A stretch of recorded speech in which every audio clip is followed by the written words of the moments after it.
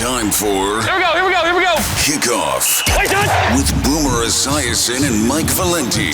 Presented nationally by Casamigos Tequila. Casamigos, brought to you by those who drink it. And Lowe's. Lowe's knows home improvement. People feel the excitement. Boomer in New York, me in Detroit. People, this is a tea time edition of this show. This man has a tea time. We are getting this man to the course. But first, lots of football. Booms, how are you? I'm doing great, and I appreciate you, making time for me and getting through this. I will say this. I don't know if you feel this way, but I feel this way. At this moment, at this point in the NFL season, Mike, there are the San Francisco 49ers, and then there is everybody else. Yeah, I think it's as big of a gap. Honestly, Boomer, you know what they remind me of? It reminds me of a team from the late 80s, early 90s. A pre-salary cap era, loaded roster. You know, we're out here just picking up Charles Haley or primetime for fun, that type of team. It's a spoil of riches. They're an absolute nightmare. You know, I was going to say, I was asked last week on the NFL Today, is Brock Purdy a top 5 quarterback? And I said, well, you know, he is a victim of circumstance. I mean, he stepped into a good team with a great offensive mind as a head coach and great play design, and he's got, potential Hall of Famers all around him on that offense, plus the number 1 defense in football. So I would say, yeah, maybe a little victim of circumstance, but you still have to go out and perform. You still have to go out and make the throws, and certainly Brock Purdy has done that. So I gave him a top 5 rating without question. Are you – wow, okay. See, I'm just different about it. I view it – and we did this actually in Detroit this week. We played a game. One of the guys on my staff, Niners fan. I go, how many guys could walk in, and if you gave Shanahan the time, could give you close or exactly what Purdy's giving you? You wouldn't like the number we came up with. What, 10? Keep going. 15. Keep going. Oh, come on. 17 guys. 17 guys, and Kirk Cousins is a part of that. Yes. I'm just making a point. It's about – and it's not Purdy's fault.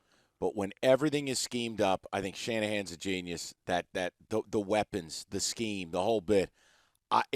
Listen, he does a nice job, and he's a good kid by all accounts. I don't want to slander the young man. But, yeah, it was one of those where you're like, I could get you out of retirement. You could probably put up an 85 QBR. No, I don't think so. But, when I compare like him and Zach Wilson, and I watch the games and I watch the mistakes that Zach Wilson makes, I watch the plays that he misses. You still have to go out there and perform. And Brock Purdy, and according to his own head coach, was pretty flawless, if not totally flawless, which would make more sense than most quarterbacks would normally be. So his performance last week against the Cowboys was picture perfect. And it was Montana-esque. I don't care what you say. There still has to be a guy that's throwing the ball, reading the defense, calling the plays, making the checks, and he's doing all of that. So we started out with a high note. Now we got to get into the mud. Eddie, rundown, please. The NFL Rundown. Okay. Well, I think you got a lot of people who want to run down Russell Wilson currently. Good God. Let's talk about it because, Boomer, I don't know what the heck I'm watching. Now, we'll talk Thursday Night Football, and it's going to lead me into this Denver situation at large. Just start out Chiefs offense. That was a very sleepy, short week. I get it. Do you think there's another gear to this thing, or is this just who they are? Well, I think teams are backing off. I think teams are trying to keep them in front of their defenders. I don't think Patrick Mahomes has been particularly sharp here through the first 6 weeks of the season. They've played a lot of primetime games, a lot of short week games already. I mean, they're obviously on everybody's radar, but the greatness of a team doesn't usually show up until December, January, and then they take it on into the playoffs. So they're not playing great, but their defense is playing really good. If you ask Patrick Mahomes, why are you guys winning? I think he'd be the first to tell you that defense and special teams are doing their jobs. We're not doing what we should be doing, and that is scoring touchdowns. So they were in the red zone, 5 times on Thursday night? Yeah. Came away with 1 touchdown. It's frustrating, I'm sure, for them, but I think teams are also defending them a little bit differently and not taking as many risks as maybe they have seen in the past. Who won the Steve Smith versus Jerry Jeudy smack-off? What was that exactly? Well, I guess Steve Smith has a podcast. I don't know how many people listen to it, but he obviously took issue with Jerry Jeudy as a player, calling him a jag, just another guy. And I guess you wanted to go up and apologize to Jerry last night, and Jerry didn't want to have any part of it. I would probably have felt the same way had somebody said something like that about me. So I don't blame Jerry Jeudy, but then Steve Smith made a whole story about it last night on Amazon Prime, or Thursday night Amazon Prime. Never seen anything like it. And it was kind of crazy. I mean, I've never had a guy that was covering me that said something negative about me ever come up to apologize about their opinion about the way that I played, ever. No, I don't think. Well, and by the way, I don't think he has to be. It's a weird thing to do. Jerry Jeudy has been just a guy. I mean, it's just what it is. I don't know why you got to make a spectacle of it. All right, let's move on to more big things here. I want to sell to you what I deem to be the most hopeless situation in the league. Work with me. And it is Denver. I mean, you give up your entire future to get a quarterback who's not partially baked, but fully. Russell Wilson looks done. His contract kicks in next year. Even if he got hurt and couldn't play football anymore, you'd get banged another $38 million. You'd be on the hook for $75. You gave up a pick to get a coach who clearly doesn't like this quarterback, doesn't get along, can't get anything out of him. Your biggest free agent signings on each side of the ball, you jettisoned one of them. The other guy, you stuck with him, McGlinchey, even though he's playing like one of the Giants' tackles. You stink in all three phases. Your defense doesn't do anything right. And now you're sitting here and you go, what's our out? I give you the Denver Broncos. Have I overstated this? No, I don't think you have. I think you could throw New England and the Giants in that mix as well, as like, what's the future hold? Where's the team going? As we sit here in week 6, last year, I think it was your Detroit Lions were 1-6 and then made a season out of it the second half of the season. So can any one of these teams seem to turn it around in the second half of the season? I don't necessarily know that any of the three teams that we just talked about can or will. And I think a lot of the problems lie at the quarterback position for all three teams. And I don't think that Sean Payton and Russell Wilson are along for each other after this season. And I'm sure that Sean Payton, the way he is going to probably walk into that front office and say, I can't win with this guy. Come on. What are we doing here? Now, he's got $161 million guaranteed with that contract extension, and that is a major problem for the Broncos moving forward. And quite frankly, he's also going to say, look, I didn't sign this guy to the contract extension. I would have never done that. Because that's the way, most of these coaches and the way that Sean Payton's going to act about this. He's going to try to distance himself as far as he can from Russell Wilson. With Wilson, I mean, Boomer, how does it work? I mean, if they take the hit, they destroy their cap next year. This guy's contract's an albatross. But, Boomer, what are we watching? It's like Russell Wilson lost his ability to process, to feel pressure, it's almost like he's in slow motion. I know that's not the most nuanced way to describe it. I don't know what to say. This is why you take statistics and you throw them out the window. Going into the game Thursday night against the Kansas City Chiefs, believe it or not, ratings-wise, Russell Wilson was the 4th-rated quarterback in the NFL. Now, the reason he is because he doesn't take a lot of chances. He doesn't want to throw interceptions. He wants a high completion percentage, and he wants to be able to say, look at me, I completed 16 of 20 passes, and, my completion percentage is high. I'm not throwing interceptions, although he did throw 2 last night, and the one by Nick Bolden was a great read by him and a bad read by Russell. But he's playing cautious. Like, he's not taking chances down the field. And for whatever reason, and let's just take the 70-point Miami game off their schedule for 1 second and look at all the other games. For whatever reason, up until Thursday night, they played well offensively in either the first or the second half. They have not been able to put 4 quarters together. And usually that's the dip within the quarterback, and something is going on with him where the game either he gets like spooked during the game or he's afraid to make a mistake, and he's playing kind of like he's handcuffed. And I know the coach doesn't want him playing that way. I know the coach wants him taking chances because they have big wide receivers. They have guys that they can give an opportunity to go make a play. You saw one of the great catches last night by one of their wide receivers. So it is frustrating, I am sure, and this is why I don't believe that Sean Payton and Russell Wilson will be back together in tandem next year. One will be gone. All right, we brought this up last week. I have to bring it back. We thought 38-3 was a bad look, and then the Patriots played the trump card and go out and lose 34-0. Report this week, Robert Kraft is angry. He's had enough, and he doesn't subscribe to letting Belichick do the choose-your-own-adventure deal. Boomer, I know you wanted to wait 8 weeks. It's not going to go that far. I mean, look, if they don't beat the Raiders Sunday, they're staring Bills Dolphins down the barrel. You're talking a 1-7 start. Belichick, clearly one of the greats of all time. But Boomer, it's like you thought the team dead cat bounced, and then they said, no. There's more of a fall to go.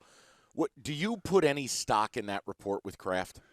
I know they're all frustrated up there for sure. There's a couple things going on here. Number one, Bill Belichick is the entire football operation. Don't ever forget that.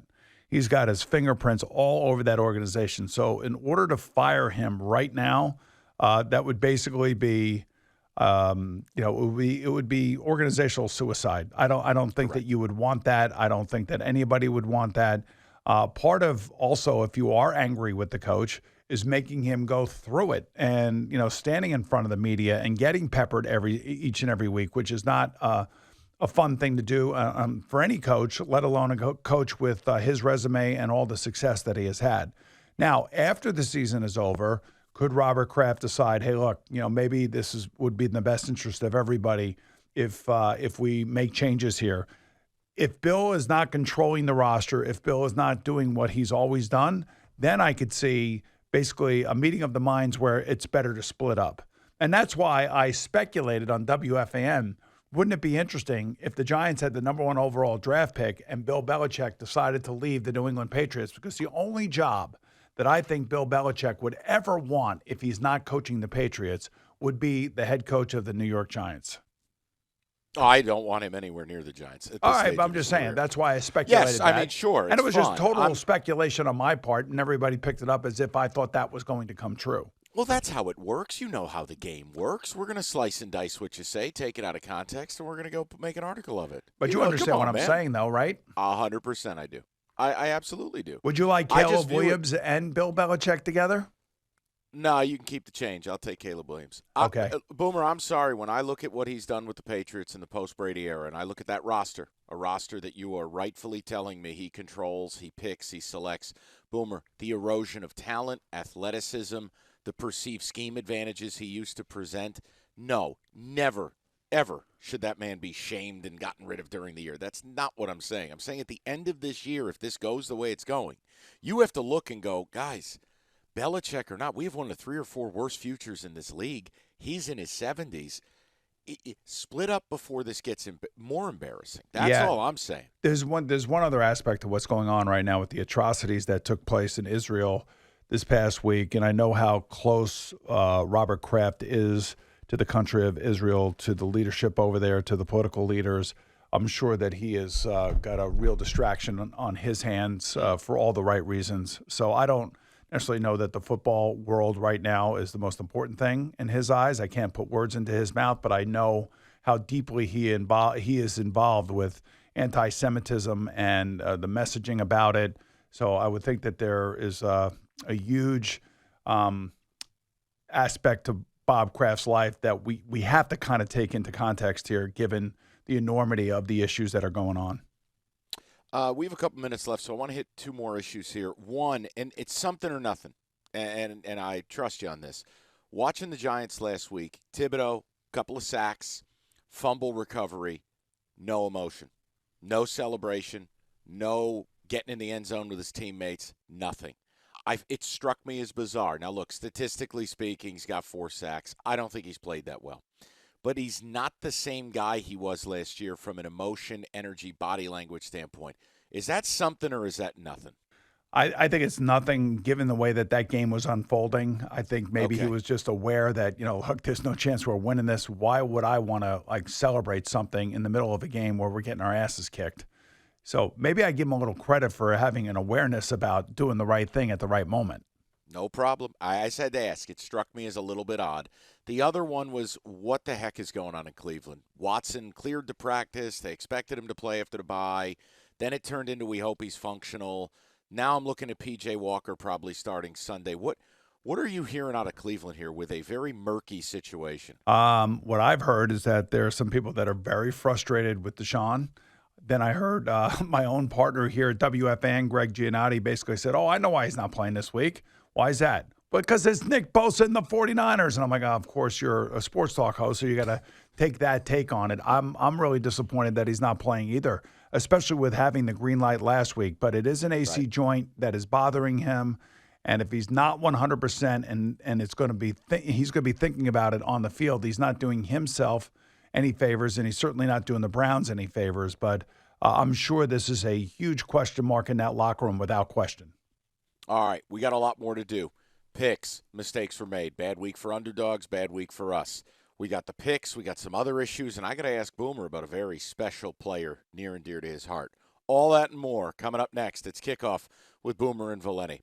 Let me tell you about Casamigos, the smoothest tequila on the planet. Enjoy the entire family of Casamigos tequilas, the Reposado, the Añejo, Blanco, Cristalino, or the Mezcal. It's Casamigos tequila, brought to you by those who drink it.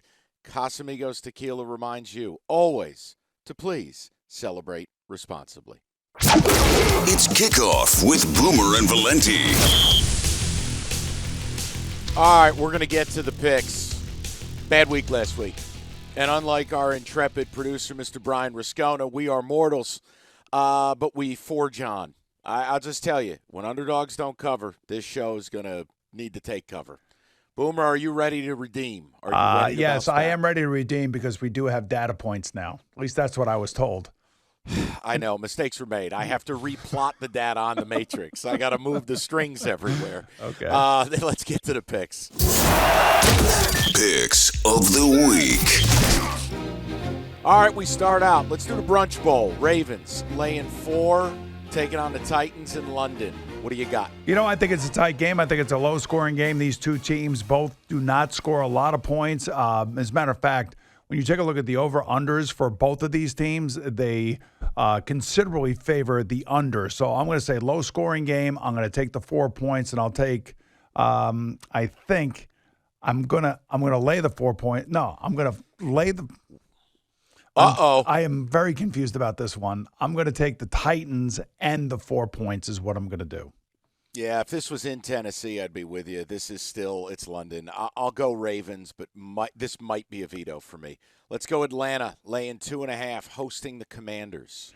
You know, because they're hosting the Commanders, I'll take them. And because Sam Howell is the second most sacked quarterback in the NFL, he'll make some mistakes here on the road. I like what Desmond Ridder did last week. I was happy for him. He led his team back to a fourth-quarter comeback. I will take the home favorite, 2.5 points, and the Falcons. My issue is, as well as Ridder played, they still had 7 at the half. They still had to escape a rookie quarterback. Look, the Artie Party, I love him. That offense, there's something not right there, and it's more than Ridder. I'm actually going to go Commanders here. Let's go Niners. This number now out to 10.5. Niners traveling to Cleveland to take on P.J. Walker. What do you want to do here? You know, I want to take the Niners. Is Watson worth 7 points though? On open, this was 2.5, 3. Is he really worth 7? Yeah, I think yes. So to me, P.J. Walker, what he can do is he can run around, and they will try to limit the amount of decisions he has to make. They'll do a lot of play action passing, a lot of 7-man fronts. They'll try to double team Nick Bosa, and then they got to hope that their own defense, which is one of the best defenses in football, gets a couple turnovers on Brock Purdy. But he has been, as I said earlier, nearly flawless as the quarterback of the 49ers. So I feel like I want to take the 49ers and lay the points. The one thing I'll say, Jim Schwartz with that wide 9 scheme and the way that they play, he's actually been very successful against the Shanahan offense. Now, I know it's P.J. Walker. I'll take the 10.5, but I'll say it to the people. This is not a game I would ever wager my own money on. Well, you got a veto later on coming up. So, what's up, buddy? I said you got a veto later coming up. Oh, later I know. I wish I had about 7 of them for this card. All right, this is a game I actually really do like. Saints laying 1.5 traveling to Houston, taking on the Texans. Again, I'm going to go with the favorite here, and the reason I'm doing that is because of their defense. And we saw their defense on full display last week on the road in New England. Listen, I still think C.J. Stroud is playing great, but this will be the best defense he's going to face. So I'm going to take the Saints and lay the points. Agree totally. It's just got like a 20-17 or 17-14 low-scoring game. I like the Saints. Dennis Allen, that defense, it travels. And Stroud is still a rookie. Saints for me. Dolphins, 13.5 against the Panthers? Well, listen, the Dolphins, no Devon Achane in this game. He's going to be out for probably the next 4 weeks, but I think the Panthers will try to. I can't. So I don't even want to pick this game. This is my veto game. I am not picking this game. The level of mental strife it is. you're I'm going telling you, through in selecting this. I looking at this game, thinking, okay, rookie quarterback on the road, the Dolphins coming off of a beatdown of the Giants, and blah blah blah blah blah. It's too scary for me with that many points, and It should be. It should be. You could listen. Here's how it works. If you want to know why Boomer is struggling with this, it could be a 31-10 game with 18 seconds left, and you have to sit there. A 31-13 game, and you got to sweat. That's the point. I mean, the 13 and a half, that's a Titanic number. But I'm not mad if you go, Mike. I'm vetoing. I am vetoing it's this. terrible. I am vetoing this pick right here. Okay. It's Panthers or pass if you're going to play it. You can mark me down for the Panthers. That one could go in the veto pile. Let's go to a game I actually like. Bengals laying 2.5, hosting Geno Smith. What do we got? Arrested Geno Smith and the Seattle Seahawks coming to the Bengals, who seem to have found their game. And Joe Burrow now this week says he's 100%. I told you last week he was going to be 90. He was 98%. And I also told you last week that I thought Jamar Chase was going to go off. And guess what? He did. So I think they found their sea legs, and I think they'll find their Seahawks in this game. I'll lay the 2.5, and I will take the Bengals. Total agreement here. Love this spot for the Bengals, and I do feel like they've turned a corner. And Seattle, the problem for them is they don't have the playmakers up front. I think it'll give Burrow the time. They want to press the ball, push it down the field. I think it's a tough matchup for Seattle. I'm going to go Bengals. All right, this is something I have to do. Jags, back home after 2 weeks in London, laying 4.5, hosting the Colts.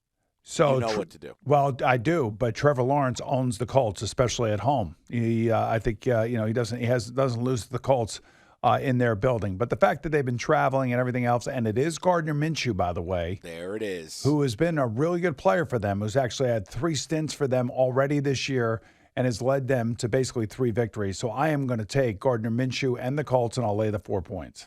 See, Scones, you make fun of me, but he's learning. Not Colts, lay the 4 points, take the 4 points. It's a divisional game. You take the points. I don't think the Colts win. I do think it screws you up when you go over. If any of you guys out there have gone to Europe, spent any time, it messes you up. They've been over there for 2 weeks. I think the second half of this game could get a little squirrely. I'll take the points. Give me the Colts. Vikings, Bears. Why? Because we have to. Vikings laying the 3 in Chicago. Yeah, but I like the Bears here, and I like the way that Justin Fields has played the last 2 weeks. He's thrown 8 touchdown passes. You take a look at his numbers, and you compare them to some other players around the league that play his position, his numbers are better than theirs. So I'm going to tell you right now, the way that this young man has played the last 2 weeks, the fact that they're a home dog, and I like the way their defense has played better the last 2 weeks, I'm going to take Justin Fields and the Bears, and I'll take the points. Yeah, and look, I just think the Vikings, with no Justin Jefferson, the Vikings are broken. I mean, they put all the eggs in the basket last week. I think the Chiefs were begging to lose that game. They were begging for the Vikings to even come close, and the Vikings spit the bit. I'll take the Bears. Tough game. Now, here you go. The next game here, this is about, do you believe you are getting the absolute rock-bottom price on a team? Raiders laying 3 live. This number has changed. It is 3. Raiders laying 3, hosting the Pats. Yeah, I like the Raiders here, and I like the Raiders because the Patriots, especially offensively, are in such a funk right now. And tell me who the playmakers are in this game. At least I know the Raiders have Max Crosby. They have Devontae Adams. They have a running game that they can fall back on if Jimmy Garoppolo is struggling. So I'm going to take the Raiders here. And, look, as you said earlier in the day, between Belichick and his former assistants, he seems to school those guys. I don't think in this game, and I don't think the way that his team is playing, that they're going to be able to beat the Raiders in Vegas. Yeah, I would need north of a field goal to do it. I'm with you, Boomer. They look broken. The quarterback shuffle, the inability to produce anything on offense, defensively, they're lost. And they used to be a special teams darling. They're 32nd in special teams and DVOA this year. It's awful. I'm going to take Josh McDaniels over Bill Belichick. That's where we've arrived at. I'll take the Raiders. Rams laying a full touchdown, hosting the Cards. You know, I was hoping that this thing was going to come in at around 5 points, and then I was going to feel good about the Rams winning by a touchdown. But, you know, say what you want about the Cardinals. Each and every week, it's an interesting situation with them. They always find themselves remotely close into a game, and then all of a sudden, boom, something crazy happens against them. I think 7 is a lot of points here. I'm going to take the Cardinals, and I'll take the 7 points. Yeah, last week I just didn't understand why you're putting Dobbs in that position to even throw a pick six in the shadow of his own end zone. Right. But, you know, I digress. I'm actually going to go Rams here. I wasn't as discouraged as the final score would indicate with the Eagles game. They just couldn't get off the field, but it was death by 1,000 razor blades, by paper cuts. The Rams offense, this is a reprieve. It's like class relief in horse racing. I'm going to go Rams here. So I think the number's indicative of a blowout. Cooper Kupp should have at least 12 catches in this game. Oh, big time. Big time. And revelation, Puka Nacua. Good Lord. It's fun. The Rams are a fun team to watch. All right, Eagles laying 7. They travel to MetLife. Okay, so the Jets are going to be with another offensive line configuration. Going back and watching the tape against Denver, Zach Wilson made at least 4 or 5 critical errors. 2 of the critical errors came at the end of the half and at the end of the game. You're not going to win games against good teams. Bad teams let you beat them in their building, and that's exactly what the Broncos are. The Eagles have a monster defensive line, struggling in the secondary for sure, but Jalen Carter has been everything that everybody said he was going to be as a professional football player. I love the Eagles' defensive line. I'm going to lay the 7 and take the Eagles. Everything in my body wants to take the Jets here, but Boomer's right. Plus any 3rd and 2, 3rd and 1, 4th and 1. Eagles are just going to do that stupid rugby nonsense, the brotherly shove, and they're going to get the first down. Vera Tucker out. I can't trust Zach Wilson. It's going to be a fierce pass rush. This violates my personal code. I'll lay the 7 on the road. This stinks. All right, Bills 14.5 now, hosting the Giants as we punish America by having to watch my Giants. You know, on the WFN, we have a thing that we call Feel Good Friday. We make picks at the end, and we always include the Jets and the Giants. So I have to stay consistent with my picks. On WFN, I picked the Bills to wipe out the Giants. Totally. There's I don't think Daniel Jones is going to play in this game. He hasn't practiced all week, so it tells me that they're going to go with Tyrod Taylor, which is probably better for the Giants right now anyway. I don't think Saquon Barkley is going to play here. Andrew Thomas is not going to play here. The same situation is going to find itself in play for the Giants as it did last week. An offensive line that is struggling against a really good pass-rushing defensive line. Give me the Bills on Sunday Night Football to put on a show and let everybody know that they are not the team that lost to the Jacksonville Jaguars in London last week. The other problem, and I always use this term with the Patriots, the Giants are not athletic. You know, you face these teams like the Dolphins, the Bills, the Chiefs, certainly the Niners. Yes, physicality is important, but you've got to have athletes. The Giants on defense look so slow. And now you're going to get the Bills off a bad loss at home, bright lights. Steph Diggs, this is a lot like the Jamar Chase stuff where one game, hey, I'm always bleeping open. The next game, 16 catches. Diggs had a meltdown on the sidelines. Allen ran cover fire for him. Yep. I think Diggs has a huge game. The Giants have no ability to rush passer. They have no ability to create turnovers. They are morbid in every sense of the word, and I apologize to America that you have to end. You've been waiting all day for Sunday night. Yeah, not when you turn this on. So here you go. Bills lay to 14.5, and I apologize on behalf of Big Blue Nation. Cowboys laying 2 at Boomers Chargers. Wow, this has been a long week for the Cowboys, you think? Oh, my God. I mean, if I were Dak Prescott, I just want to turn off all my social media, don't want to talk to anybody, don't want to check my messages. Man, it has just been awful. And unfortunately for those guys, I think it's going to be another awful week for them. Chargers coming off of a breather, a break. Their defense was a little bit better prior to their bye. I think that, Justin Herbert's been on fire, one of the best quarterbacks consistently week in and week out. This will be a tough game. This is not going to be one of these blowout games, but I will lay the 2 points, and I will take the Chargers, and I could see them winning on a late field goal. I hate Brandon Staley. I hate taking poorly coached teams, but everything Boomer said is right. And I still don't know that the Cowboys have adjusted to the loss of Trayvon Diggs. That is a major piece on that defense. He is a game wrecker, much like Parsons. He is a turnover machine. He is a guy that flips the field. And I'm telling you, I still do not trust McCarthy calling plays and the check down Charlie routine he's trying to get Dak to be. I will take the Chargers here. We'll give you our vetoes in the next segment. Let's take care of some business before we get to the final word, the vetoes. Boomer, tell them about Casamigos. All right, so we both have the Chargers and 2 points. There you go. So what goes great with football? It's Casamigos Tequila, everyone. Casamigos, brought to you by those who drink it. Make sure you have plenty on hand for the Week 6 games, whether it be Añejo, Blanco, Reposado, Cristalino, or Mezcal. It's Casamigos Tequila. Reminds our friends out there to celebrate responsibly. It's Kickoff with Boomer and Valenti. All right, final segment of the week. Boomer's changing into his golf spikes. It's very exciting. We're going to get to the best of the best. We're going to get to a little trade primer. I just want to get our vetoes down. Boomer, the 2 games that you want to back out of on the picks, you are out on Dolphins-Panthers, done, and you are now out on Rams -7 against the Cards, correct? Yes, that's right. Okay. I'm going to sit out Eagles-Jets because it violates my respect for myself. I can't with the Eagles laying 7 on the road, and I want no part of Dolphins-Panthers as well. In the words of Boomer Esiason, it's just too scary. Let's go. One question for you. I'd be remiss if I didn't ask. I was watching Niners and Cowboys last week, and Werner and Greenlaw at the linebacker level. And, I mean, Werner's he's a heat-seeking missile. He's forcing fumbles in the backfield. He's covering people 30 yards down the field. And Greenlaw is one of the nastiest guys in the league.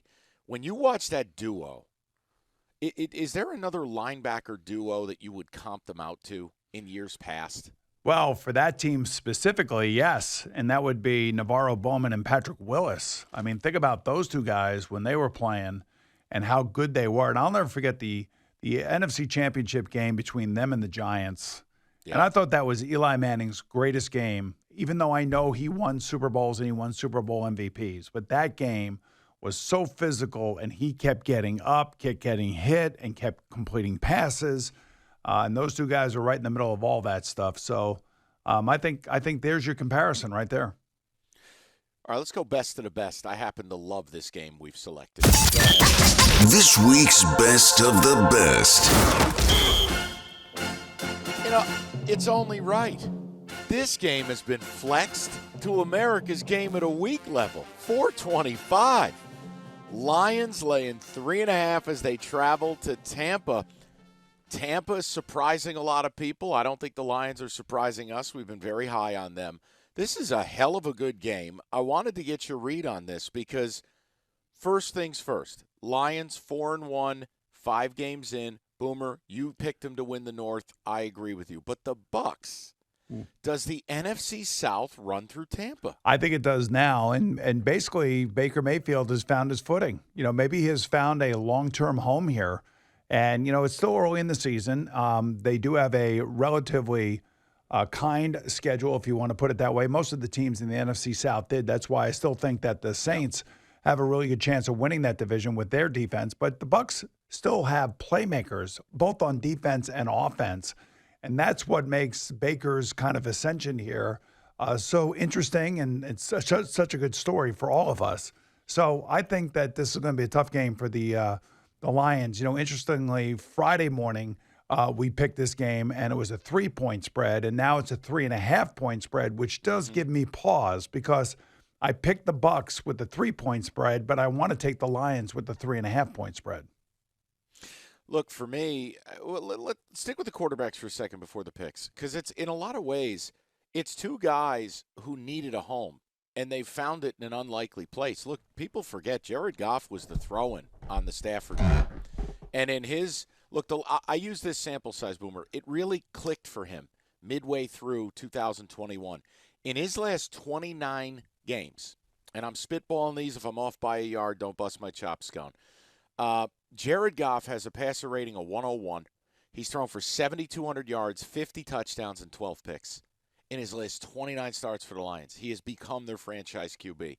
Now, Baker Mayfield doesn't have that level of track record, but he goes to L.A. You and I both agreed last year it's the best thing that ever happened to that kid. He learned a ton from McVay, and now I feel like he's in the process of doing what Goff did in Detroit. Has Mayfield found a home? Hey, you know what? And compare that to what Cleveland's dealing with his replacement, Deshaun Watson. This is kind of what makes this story so good down in Tampa. And, when I think of the Tampa Bay Buccaneers, you think of Tom Brady and you think of Bruce Arians. And now all of a sudden you have Todd Bowles, who basically told our Pat Kerwin at CBS Sports Network, CBS NFL Today, excuse me. He said, describe your relationship with Baker Mayfield. And Todd Bowles said, if I asked Baker Mayfield to stick his face in a fan when the fan was going, he would do it. Meaning that he's very coachable, very likable, and he brings the energy each and every week. One of the other things that was interesting to me, too, this past week, when Troy Aikman and Joe Buck were doing the Giant game, and Joe Buck referred to a conversation that he was having with Brian Daboll, the head coach of the Giants. And he said, Brian Daboll said to those guys that I always have the energy. I just need my quarterback to bring the energy. And that makes me think of Daniel Jones's biggest, criticism is that he's a flatliner, that he's not a guy that's going to bring the energy. And the opposite of that is exactly what Baker Mayfield is doing for the Buccaneers. He is bringing the energy. You could see it on the sideline. You could see it in his teammates' faces. I mean, they seem to really like playing with him. So, both of these guys deserve a lot of credit restarting their career. Jared Goff, as you said, probably has done it quietly, more so than any other quarterback in the league, especially when you spit out those statistics and his success with the Detroit Lion offense. And I think they're going to give him an extension. What do you think that looks like? Because that's been a topic here in Detroit this week is, look, bye week is on the horizon. They go at Tampa, at Baltimore, home on a Monday night against the Raiders. There's a lot of vibes here in Detroit of, hey, can they be 6-2 at the bye? And it's that time of like, look, if a guy plays 35 games of this caliber of football, it's time for an extension. In your mind, what does a Goff extension look like? I know one thing. If I were him, I'd be looking at Daniel Jones's contract and say, I want more than that. And that just goes to show you how. 5 at 200? Yeah, I think that would be fair. Maybe even more than that. Maybe a little bit more than that, depending on how deep they get into the playoffs. But if you're going to do it now, you're basically saying, let's do it now because we're afraid we're going to get to the playoffs. And if we do get to the playoffs and we do have the number 2 seed in the NFC, then he's going to want even more money. Oh, that's exactly why. I mean, Boomer, it's just, look, I always explain to people, you don't dictate the market. When a quarterback signs, the next guy expects more money, and then more and more and more and more. It doesn't go backwards. The cap goes up. The comp for quarterbacks goes up.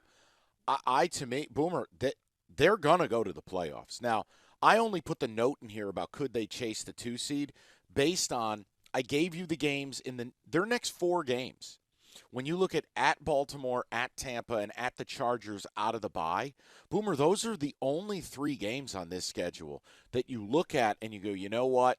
I can see a loss. When you look down the line, now they get Dallas end of the year. Boomer, they have a chance to rack wins. They've got the second easiest schedule here on out. It was just a question of if you get rolling, is there wisdom in doing it now? And I've said yes. Well, it's easy to look forward that way and look at the schedule, but I always tell you, and I always try to remind you, that the most important thing is not who you're playing, it's when you're playing them. What kind of condition is your team in, and what kind of condition is their team in?